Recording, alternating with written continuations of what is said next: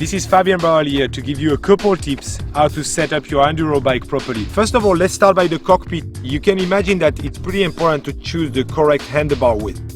I do advise to choose the handlebar width, first of all, based on the type of riding style you will do, but also based on your shoulder width to make sure that you can absorb properly the impact and have the correct end position towards your shoulder. What is key for that is also to set up your lever in the correct position. Most people are saying that you should actually set up your lever angle based on your forearm position. I personally do not agree with this, just by the fact that you don't want pressure of your handlebar being in the inside of your hand towards your thumb. So make sure that you actually have the correct angle in your wrist that will allow you to have a relaxed hand while taking impact and optimize your feeling on the lever. The other thing is make sure that the depth of your lever is correct.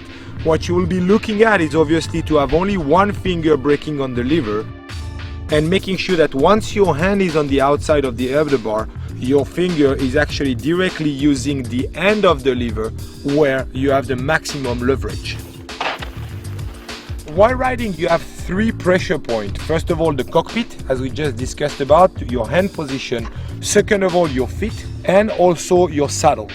I like to actually design the bikes and choose the bikes with like a fairly steep seat angle and always maximize my saddle position by having all the weight forward. The main reason for me is to be able to optimize traction when I'm going to be riding uphill, so I'll be able to actually go towards the back of the saddle for long flat pedaling sections, but when it's going to be very steep, I have the possibility to go sit on the nose of the saddle, have my gravity center towards the front to keep my front wheel low, but also optimize my leg position when I'm going to be pedaling on my quads and be able to have my heel really low when it's the time to optimize my traction.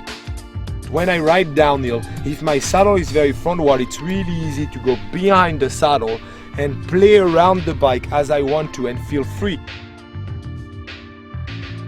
The last point that we need to know about is the pedals and your feet position. One of the key points is that you want to pedal well in enduro. That's why I chosen to keep the 175mm cranks to still have power, but I also chosen to ride the Crankbrother mallet with the wide DH axle to have a maximum stability on the outside. I personally chosen to ride my cleats towards the inside to optimize the pressure on the pedal, but also have the setup completely backward to be able to have a minimum leverage on my ankle and be able to have my heels as low as I can to have a real sensitivity of what is happening under the wheels and get an optimum traction and feeling.